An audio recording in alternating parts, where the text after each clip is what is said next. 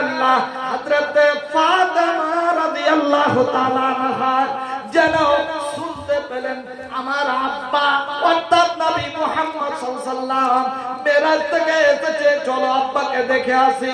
ভাইয়া আপনি যদি হজে যান, আপনি হজ থেকে যখন ফেরত আসবেন, ছেলে মেয়েরা দৌড়িয়ে আসবে, আব্বা এসেছে, আম্মা এসেছে।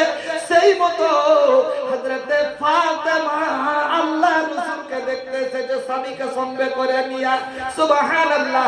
আয়েশার বাড়িতে আল্লাহ রাসূল বসে আছেন নিচুর দিকে মুড়ি কইরা, পবিত্র যুবকের চেহারা দিয়া চোখ দিয়া যেন ঝরঝর ঝরঝর করে পানি পড়ছে, জাহান্নামের যেন ধ্যান করে আছেন, কাঁদছেন আল্লাহ রাসূল। ফাতেমা বললেন, ইয়া আব্বা জান, কিসের জন্য আপনি কান্না করছেন? কে আপনাকে কাঁদালো? আব্বা আপনি আমাকে বলুন, ওর বিচার আমি করে দেব। হয়তো আমার আম্মা আপনাকে কিছু বলেছে নাকি? বলে, বেটি রে, তোর মায়েরা আমাকে কেউ কিছু বলেনি, আমি এই জন্য কান্না করছি রে বেটি। আমি জাহান্নাম আমাকে জিবরাইল দেখালো, জাহান্নাম আমি দেখতে গেলাম। সুবহানাল্লাহ। অনেক ভয়ঙ্কর ভয়ঙ্কর শাস্তি দেখলাম। আল্লাহ রাসূল বলছেন, এরে মুসলমানেরা, এরে আমার সাহাবাবর্গরা শোনো, এরে আল্লাহর বান্দা বান্দীরা শোনো, আমি জাহান্নামের মাটিতে দেখলাম যেন একটা যেন চুলা তৈরি করা আছে। ওই চুলাটার ভিতরটা অনেকটা গহীর করা আছে, মুখখানা শুরু, আর ওইখান দিয়ে যেন আগুন যেন উপরে দাও দাও দাও দাও করে উঠছে। আর আমি দেখলাম ওই যেন আগুনের সঙ্গে ভিতর থেকে যেন কিছু নারী পুরুষ যেন উঠে আসছে, তারা যেন উলঙ্গ অবস্থায়, আর ওই আগুনে পুড়ছে, আবার যেন আগুনের সঙ্গে চুলার ভিতরে ঢুকে যাচ্ছে। আমি জিজ্ঞাসা করলাম জিবরাইলকে, ইয়া জিবরাইল, বলো তো কেন এই সমস্ত নর নারীকে এইরকম জাহান্নামের ভিতরে শাস্তি দেওয়া হয়েছে? আল্লাহ রাসূল বললেন, আল্লাহ রাসূলকে বললেন জিবরাইল, ইয়া রাসূলুল্লাহ, এই সমস্ত নর নারীরা দুনিয়াতে ব্যভিচার করে বেড়াতো। বাপ আমার, ভাই আমার, এ আমার বোনেরা, কতক্ষণের আনন্দ! 2 মিনিট, 4 মিনিট, 5 মিনিট চুন্না চুন্নির ঘে যা ব্যবহার, 10 মিনিট খুব হইলে, আর ওই টুকার লেগে দেখেন কি অবস্থায় আপনার জাহান্নামের অবস্থা হয়ে আছে। বাপজা, একটু আপনি সতর্ক হন, ভাই আমার, মা আমার, একটু আপনি সতর্ক হন।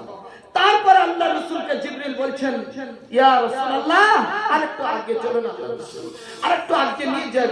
দেখছেন সুবহানাল্লাহ, এক সংখ্যক নারীগুলাকে আল্লাহ রাসূল দেখছেন জাহান্নামের মাটিতে, ওদেরকে এই যেমন ফুলগুলা ঝুলে আছে, ওই ফুলের মতো ঝুলন্ত অবস্থায় চুলের ঝুঁটিটাকে ধরে বেঁধে জাহান্নামের মাটিতে ঝুলিয়ে রেখেছে। সেই মেয়েরা হাউ হাউ করে কাঁদছে, বাঁচাও বাঁচাও বলে চিৎকার করছে। ভাইরা আমার, বন্ধুরা আমার, ওরে আমার মায়েরা, আল্লাহ রাসূল জিবরাইলকে বললেন, ইয়া জিবরাইল, বলো তো কেন এদেরকে এইরকম শাস্তি দেওয়া হয়েছে? কি এরা দুনিয়াতে পাপ করতো? এরা কেমন পাপ করতো? বন্ধু আমার, আল্লাহ রাব্বুল আলামিনের নবীকে জিবরাইল বললেন, ইয়া রাসূলুল্লাহ, ইয়া হাবিবাল্লাহ, সূরা নূরের মধ্যে আছে এই সমস্ত মেয়েরা যখন বালেগা হয়ে যাবে, যখন তারা জীবিত, যখন তারা যৌবন পেয়ে যাবে, তখন যেন তারা পুরুষকে নিজের যৌবন না দেখায়, তারা যেন পর্দা হয়ে থাকে, বেপর্দা হয়ে না থাকে। সুবহানাল্লাহ। এই সমস্ত মেয়েরা এরা আল্লাহর কোরআনের নাফরমানি করেছিল, যাদের কারণে আল্লাহ রাব্বুল আলামিন কি করেছে? সুবহানাল্লাহ, এদেরকে চুলের ঝুঁটির উপরে জাহান্নামের মাটিতে ঝুলিয়ে দিয়েছে। মামা, একটু চিন্তা করেন তো দেখি, যে আমার বাড়িতে মেয়ে আছে, যুবতী মেয়ে, যুবতী বউ আছে, আর বউ বেটি মেয়েটিকে আমি কেমন করে বেপরদা করে বাড়ি থেকে বের করি। তা আপনি যত আল্লাহওয়ালা হন, যত আল্লাহওয়ালি হন, নামাজি পরেশগার হন, আপনার নামাজের কিছু কাজে লাগবে না। যদি ওরকম বেহায়া বেটি আর যদি বউ আপনার বাড়িতে আপনি পুষেন, তাহলে হ্যাঁ, বাড়ি থেকে বের হলো মাথায় কাপড় নাই, কেউ ওকে বলার একজন হলো না, এই বেপরদা হয়ে বেরিয়ে গেল।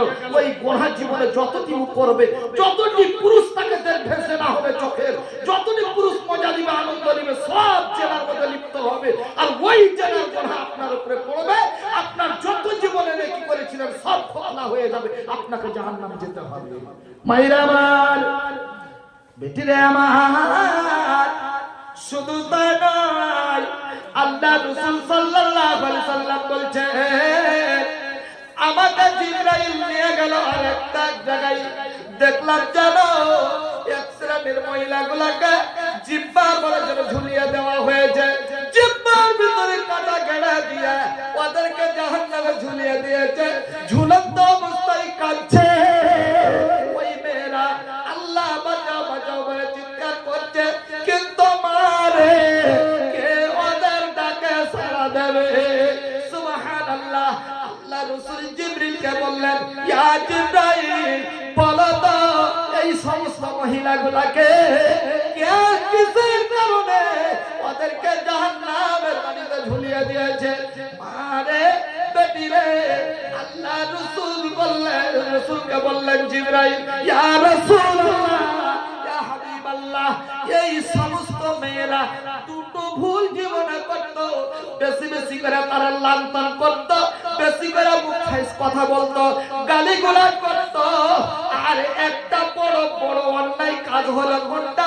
আল্লাহ রাসূলকে জিবরাইল বলেছেন, ওয়া তাকফুরুনাল আশিরা, ওয়ালা স্বামীর নাফরমানি করেছিল। স্বামীকে কোনদিন স্বামী বলে মানত না, স্বামীর নাফরমানি করত, স্বামীর অবাধ্য হয়ে চলত, স্বামীকে কোনদিন নিজের স্বামী মনে করেনি। বাপের বাড়ি থেকে কিছু টাকা নিয়ে চলে এসেছে, বাপের বাড়ি থেকে কিছু জমি নিয়ে চলে এসেছে, গরিব স্বামী। বাপ শ্বশুরের বাড়িতে অত কিছু পাইনি স্বামী, সুবহানাল্লাহ। আর ওই গরিব স্বামীটাকে বাপের বাড়ি থেকে কিছু মাল নিয়ে এসে গরম দেখাচ্ছে, কোন সময় তাকে মানুষ মনে করে না। বন্ধুরে, ঘোড়া ছাড়া করে, যার কারণে আল্লাহ রাব্বুল আলামিন ওদেরকে জাহান্নামের মাটিতে সেই জিহ্বাটাকে কাটা করে ঝুলিয়ে দেওয়া হয়েছে।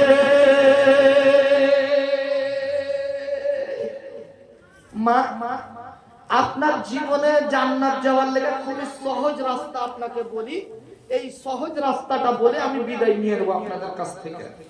আপনাদের কাছ থেকে বিদায় নিব, সহজ রাস্তাটা খালি আপনাকে দেখিয়ে দিই। আর মোটামুটি 15 মিনিট আপনাদের কাছে আমি থাকবো, কারণ ফের যদি বেশি রাত করি তো ফের আমি নাইটে গাড়ি পাবো না, আর আমার গাড়ি রাখা